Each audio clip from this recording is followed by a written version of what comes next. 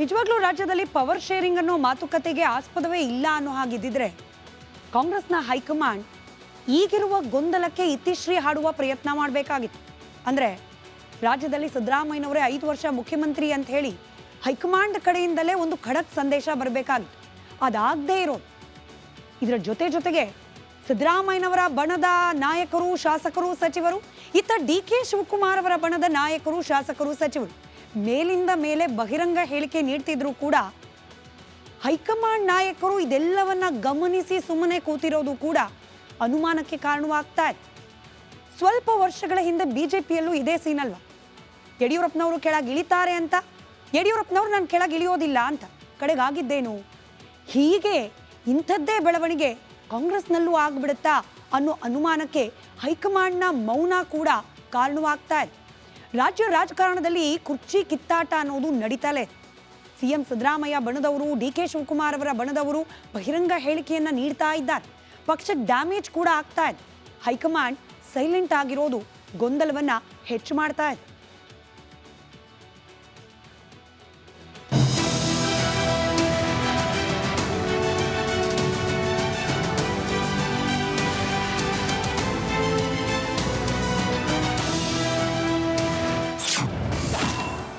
ಸಿದ್ದು ಡಿಕೆಶಿ ಬಣಗಳ ಮಧ್ಯೆ ಕುರ್ಚಿ ಯುದ್ಧ.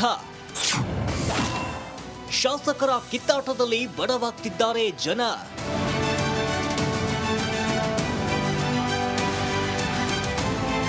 ಸಿಎಂ ಕುರ್ಚಿಯಲ್ಲಿ ಸಿದ್ದರಾಮಯ್ಯ ಭದ್ರವಾಗಿ ಕುಳಿತಿದ್ದಾರೆ. ಆದರೂ ಸಿಎಂ ಡಿ.ಕೆ. ಶಿವಕುಮಾರ್ ಹೆಸರು ಮಾತ್ರ ಅತ್ತಿಂದಿತ್ತ ಇತ್ತಿಂದಿತ್ತ ಓಡಾಡ್ತಿದೆ. ಈ ನಡುವೆ 2028ರಲ್ಲಿ ಕಾಂಗ್ರೆಸ್ ಗೆದ್ರೆ ನಾನೇ ಮುಖ್ಯಮಂತ್ರಿ ಅಂತ ಸಿದ್ದು ಅಬ್ಬರಿಸಿದ್ದಾರೆ. ಇದರ ಮಧ್ಯೆ ಕಾಂಗ್ರೆಸ್ ಪಡಸಾಲೆಯಲ್ಲಿ ಕಿತ್ತಾಟ ಜೋರಾಗಿದೆ.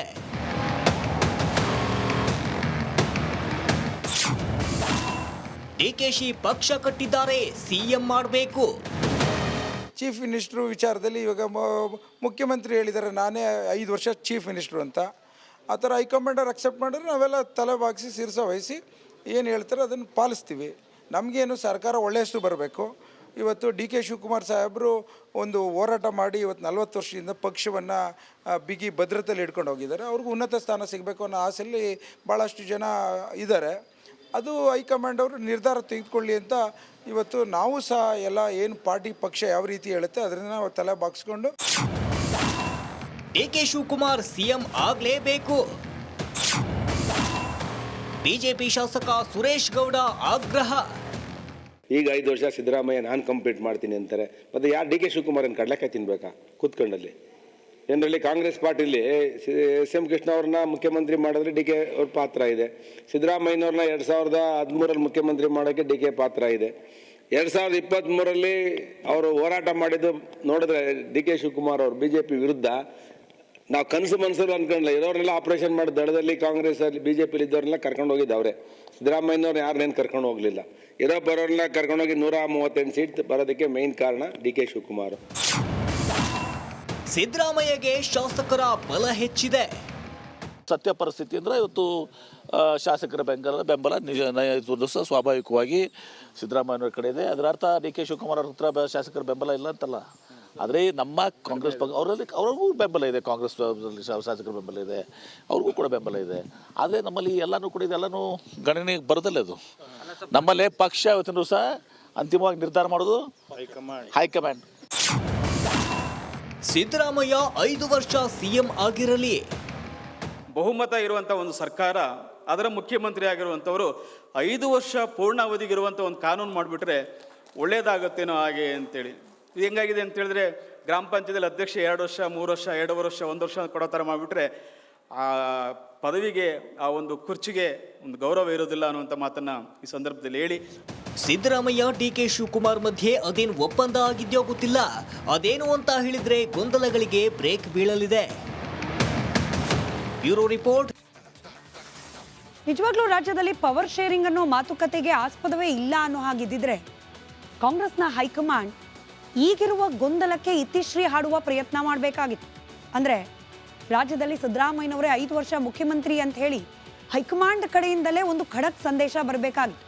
ಅದಾಗದೇ ಇರೋದು. ಇದರ ಜೊತೆಗೆ ಸಿದ್ದರಾಮಯ್ಯನವರ ಬಣದ ನಾಯಕರು, ಶಾಸಕರು, ಸಚಿವರು, ಇತ್ತ ಡಿ.ಕೆ. ಶಿವಕುಮಾರ್ ಅವರ ಬಣದ ನಾಯಕರು, ಶಾಸಕರು, ಸಚಿವರು ಮೇಲಿಂದ ಮೇಲೆ ಬಹಿರಂಗ ಹೇಳಿಕೆ ನೀಡ್ತಿದ್ರು ಕೂಡ ಹೈಕಮಾಂಡ್ ನಾಯಕರು ಇದೆಲ್ಲವನ್ನ ಗಮನಿಸಿ ಸುಮ್ಮನೆ ಕೂತಿರೋದು ಕೂಡ ಅನುಮಾನಕ್ಕೆ ಕಾರಣವಾಗ್ತಾ ಇದೆ. ಸ್ವಲ್ಪ ವರ್ಷಗಳ ಹಿಂದೆ ಬಿಜೆಪಿಯಲ್ಲೂ ಇದೇ ಸೀನಲ್ವಾ? ಯಡಿಯೂರಪ್ಪನವರು ಕೆಳಗಿಳಿತಾರೆ ಅಂತ, ಯಡಿಯೂರಪ್ಪನವರು ನಾನು ಕೆಳಗಿಳಿಯೋದಿಲ್ಲ ಅಂತ ಕಡೆಗಾಗಿದ್ದೇನು? ಹೀಗೆ ಇಂಥದ್ದೇ ಬೆಳವಣಿಗೆ ಕಾಂಗ್ರೆಸ್ನಲ್ಲೂ ಆಗ್ಬಿಡುತ್ತಾ ಅನ್ನೋ ಅನುಮಾನಕ್ಕೆ ಹೈಕಮಾಂಡ್ನ ಮೌನ ಕೂಡ ಕಾರಣವಾಗ್ತಾ ಇದೆ. ರಾಜ್ಯ ರಾಜಕಾರಣದಲ್ಲಿ ಕುರ್ಚಿ ಕಿತ್ತಾಟ ಅನ್ನೋದು ನಡೀತಲೇ. ಸಿಎಂ ಸಿದ್ದರಾಮಯ್ಯ ಬಣದವರು, ಡಿ.ಕೆ. ಶಿವಕುಮಾರ್ ಅವರ ಬಣದವರು ಬಹಿರಂಗ ಹೇಳಿಕೆಯನ್ನ ನೀಡ್ತಾ ಇದ್ದಾರೆ. ಪಕ್ಷಕ್ಕೆ ಡ್ಯಾಮೇಜ್ ಕೂಡ ಆಗ್ತಾ ಇದೆ. ಹೈಕಮಾಂಡ್ ಸೈಲೆಂಟ್ ಆಗಿರೋದು ಗೊಂದಲವನ್ನ ಹೆಚ್ಚು ಮಾಡ್ತಾ ಇದೆ.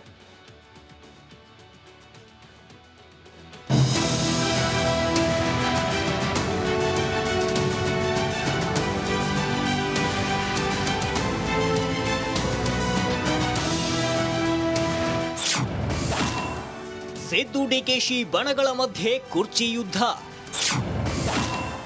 ಶಾಸಕರ ಕಿತ್ತಾಟದಲ್ಲಿ ಬಡವಾಗ್ತಿದ್ದಾರೆ ಜನ.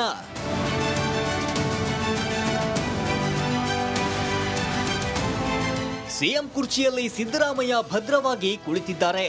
ಆದರೂ ಸಿಎಂ ಡಿ.ಕೆ. ಶಿವಕುಮಾರ್ ಹೆಸರು ಮಾತ್ರ ಅತ್ತಿಂದಿತ್ತ ಇತ್ತಿಂದಿತ್ತ ಓಡಾಡ್ತಿದೆ.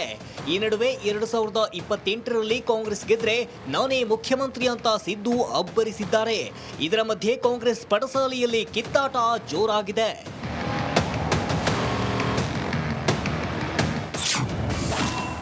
ಡಿಕೆಶಿ ಪಕ್ಷ ಕಟ್ಟಿದ್ದಾರೆ, ಸಿಎಂ ಮಾಡಬೇಕು.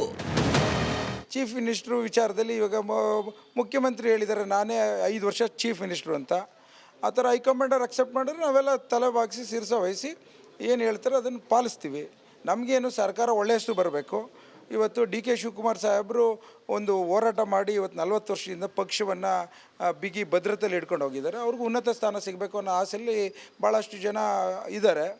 ಅದು ಹೈಕಮಾಂಡ್ ಅವರು ನಿರ್ಧಾರ ತೆಗೆದುಕೊಳ್ಳಿ ಅಂತ ಇವತ್ತು ನಾವು ಸಹ ಎಲ್ಲ ಏನು ಪಾರ್ಟಿ ಪಕ್ಷ ಯಾವ ರೀತಿ ಹೇಳುತ್ತೆ ಅದರಿಂದ ನಾವು ತಲೆ ಬಾಗಿಸ್ಕೊಂಡು ಡಿ.ಕೆ. ಶಿವಕುಮಾರ್ ಸಿಎಂ ಆಗಲೇಬೇಕು.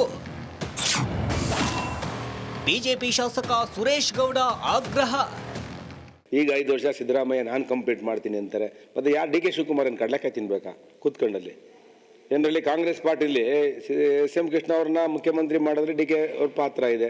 ಸಿದ್ದರಾಮಯ್ಯನವ್ರನ್ನ 2013ರಲ್ಲಿ ಮುಖ್ಯಮಂತ್ರಿ ಮಾಡೋಕ್ಕೆ ಡಿ.ಕೆ. ಪಾತ್ರ ಇದೆ. 2023ರಲ್ಲಿ ಅವರು ಹೋರಾಟ ಮಾಡಿದ್ದು ನೋಡಿದ್ರೆ ಡಿ.ಕೆ. ಶಿವಕುಮಾರ್ ಅವರು BJP ವಿರುದ್ಧ ನಾವು ಕನಸು ಮನಸ್ಸಲ್ಲಿ ಅಂದ್ಕೊಂಡ್ಲ ಇರೋರೆಲ್ಲ ಆಪರೇಷನ್ ಮಾಡಿ ದಳದಲ್ಲಿ ಕಾಂಗ್ರೆಸ್ಸಲ್ಲಿ BJPಲಿ ಇದ್ದವ್ರನ್ನೆಲ್ಲ ಕರ್ಕೊಂಡು ಹೋಗಿದ್ದು ಅವರೇ. ಸಿದ್ದರಾಮಯ್ಯನವ್ರು ಯಾರನ್ನೇನು ಕರ್ಕೊಂಡು ಹೋಗಲಿಲ್ಲ.